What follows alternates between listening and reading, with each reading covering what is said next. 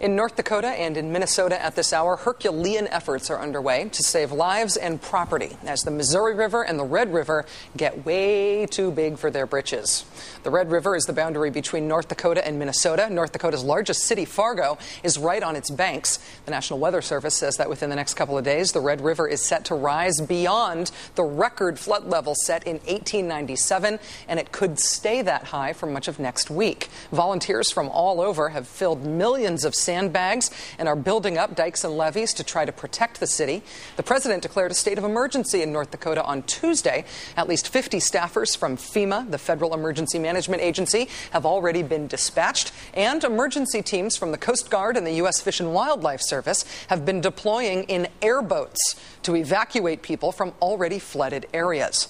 Now, to the west of Fargo is Bismarck, North Dakota, the state capital, which is fighting not the Red River, but the Missouri River. Parts of Bismarck were underwater today. Some neighborhoods in the capital city and nearby areas were evacuated. Adding to all that drama is the specific way that this particular flooding has to be fought in this particular area of the country at this time of year. Because these rivers aren't just rising, they are frozen and rising, which has created giant ice jams. 3-foot-thick blocks of ice, some the size of cars, piling up against one another like heck frozen over to make these ice jams the size of a football field. These jams effectively dam the river so it can't flow downstream, turning everything upstream from the jam into a huge reservoir, thus increasing the already massive flooding risk. How do you handle a problem like that? Explosives, naturally.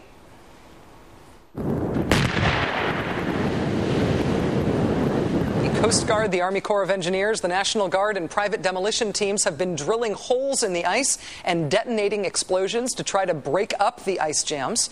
This is where the Venn diagram of neat and scary intersect in today's disaster news. Joining us now is NBC's Jay Gray in Moorhead, Minnesota, which is just across the river from Fargo. Jay, thanks very much for joining us. You bet, Rachel. Thank you. A mess here, as you described. Yeah, they've got a lot of work. What's the status of the anti-flooding efforts right now? What you can tell is being organized? Well, it's working around the clock right now. They're trying to raise those sandbag walls that you talked about a foot higher with a new estimate that this river is going to crest this weekend at between 41 and 43 feet. They started with these walls at 41 feet, went to 42, and now they're going to 43 and hope to go higher. The problem, obviously, they're running out of time, really just a day's work left, and they really are just pushing as best they can. This is what they're dealing with, Rachel. Take a look behind me. The water is moving up at a really fast rate and into places it's never been. You see the bridge here. It's closed right now because the water's moved up. But below it, there's not supposed to be water here. It's a roadway. So that's about 12 feet of water that's filling this right now. I talked to locals here who said 2-3 days ago they were driving on this road. Now it is the Red River that's moved in and continues to move further into the city. Jay, I know that in terms of sandbagging, one of the ways that sandbags work is that they're flexible enough to essentially give with one another to form an impermeable barrier. Is part of the issue with the cold temperatures now that the sandbags are frozen, they're therefore rigid and they might not do the job? Yeah, absolutely, Rachel. In fact, they've gone to great lengths to heat the sand, heat the bags, working in warehouses with huge heaters to make sure they're pliable and getting them out right away and getting them in place. The other problem is they're laying some of these sandbags on ice, on sheets of ice, so it's shifting as well, which is causing some holes in some of the dikes. We saw that here today in Moorhead. We saw some water pouring through because things are shifting because of that ice. That's going to continue to be a problem. Jay, this is not something that's happening all of a sudden. The National Weather Service has been predicting what was going to be happening all along the way. There were huge floods in this area in 1997. What do you see in terms of how well coordinated and well organized the response effort is?